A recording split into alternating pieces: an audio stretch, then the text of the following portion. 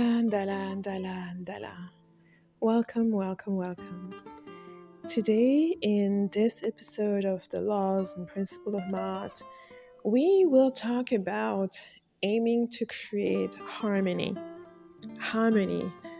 Again, Maat is always challenging us to better ourselves, to improve ourselves, and to make sense of the chaos somehow so that we can control the only things we can is ourselves and try to do our best. This principle that calls you to aim to create harmony is one that is of a fundamental importance because whether it is financial harmony in your life, whether it is joyful harmony in your family life, your personal life, work harmony, harmony in your garden, harmony in your food storage, harmony around you, harmony among the people with you. Harmony is such a fundamental thing for anyone striving to have peace of mind. No one wants to have chaos in their own household or their private home or at work or any places. So striving to create harmony is a calling that is justified because we know that the result of creating harmony is going to be peace. It's going to be a greater peace of mind for you, for yourself, for your family, and the people around you. And when you're called to create harmony, it also means that you're also called not to create disharmony. So we always say that each of the principles of Maat is like a coin with two faces. So if we are striving for one thing, we're not going to be doing the opposite of it. So striving for harmony is also moving away from creating disharmony. That means we're not here provoking, causing trouble, starting trouble, or anything like that. We're really aiming to see, okay, how can we make those relationships that are the closest to us, the environment that is around us, the most harmonious possible. So you have to think not only in terms of people, in terms of the harmonious relationship that you have around you. That means you shouldn't be the person gossiping, trying to badmouth other people, to start trouble, to start confrontations and things like that. You should be aiming in what ways can I make this environment better? In what ways can I make these relationships better? And it is a challenge. This is what it is an invitation to work on yourself with Maat because it's not going to be easy for everyone. And it doesn't mean you have to do it all at the same time. If you know, for example, the relationship with your family members is in disharmony, you may want to look at the different people and see, okay, who can I start with if I wanted to have a more harmonious relationship?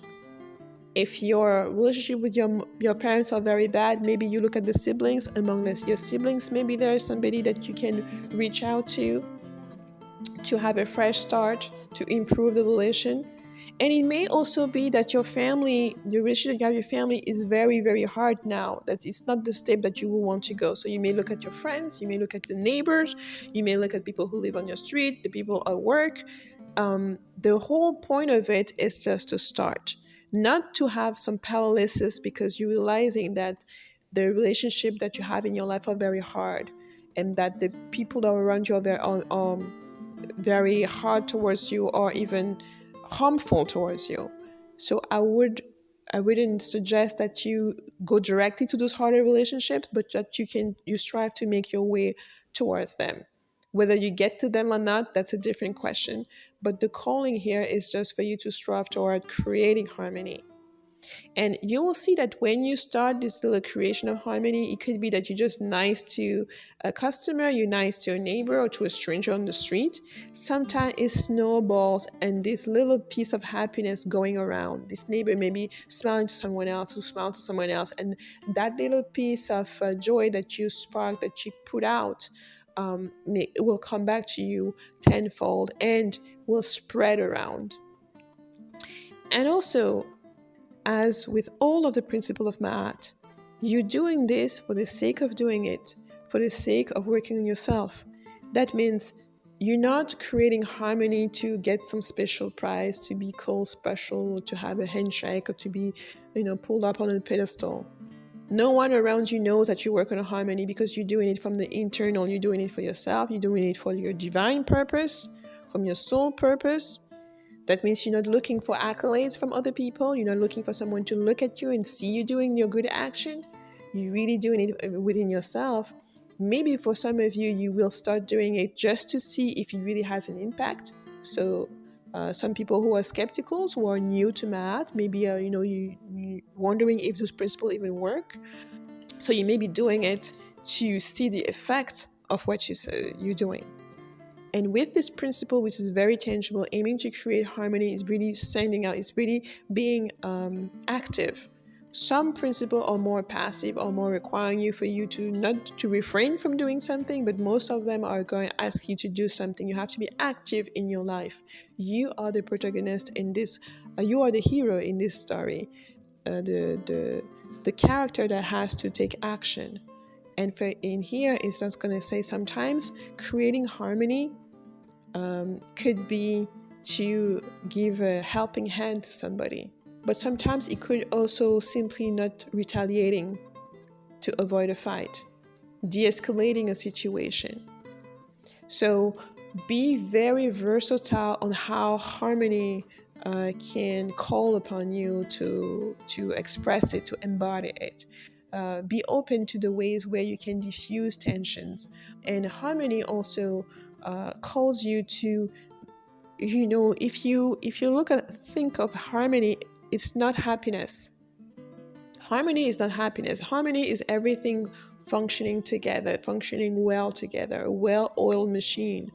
It doesn't mean it has to be perfect, but in order to have something that's harmonious, everyone has to play their own part.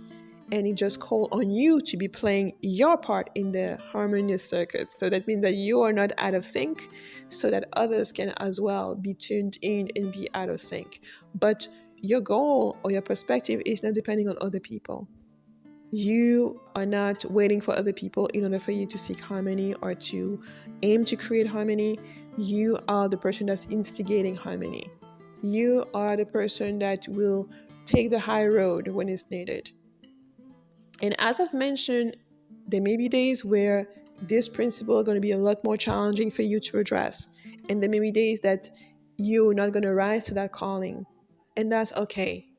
The point here is to be aware of all of the principles, all of the invitations that are there present around you, and that situation may call upon you to work on a specific Maat principle.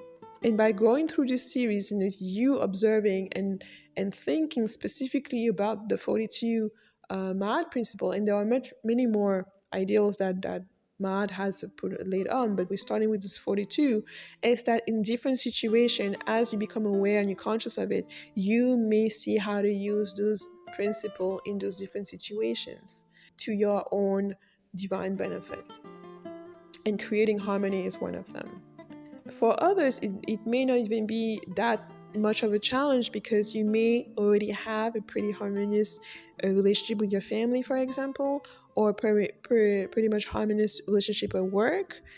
And so it may be to expand that harmony elsewhere. Could you bring more plant and create an environment, a more harmonious environment where you would live? So looking at how you can improve things and help things work better together is basically when you're aiming to create a harmony. Or I will say, if harmony is already around you, how can you help sustain it? How can you help even, expand it to reach happiness, let's say, or to reach a higher state? So it's not just a matter of creating harmony or reaching for it, but also a matter of maintaining it. And of course, it depends on where you are. It depends on each person as well.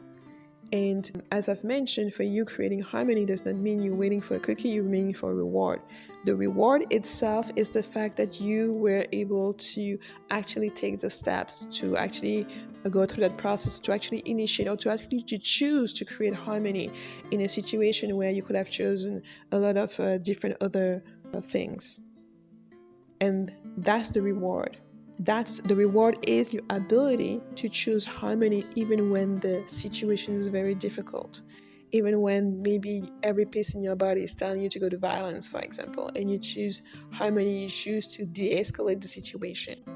So creating harmony is not going to look the same for everyone. It's not going to look the same for every situation. And so it's very situation specific. Sometimes it's going to be easier than others. Sometimes you're not even going to want to rise to that calling. You're just going to let this situation go through and just wait another day. But the point is that every single day you will look at, as you're working on this principle in particular, you will look at opportunities for you to create harmony. You look at opportunities, whether it is even just to have it to make a drawing or something that will be looking at harmonious, that you can look at later on and feel that calling, feel that rich, that harmony is really close to you, something that can be inspirational, can also be used to create harmony. So the possibilities are infinite, and I will probably leave you, what is harmony to you? What are the ways that you've been calling on creating harmony around you lately? So if you care to share, please do it for everyone else. And as you work on that, just remember that harmony is only as close as you will want it to be, and can take the forms that could be as complicated or as simple as you allow it to be.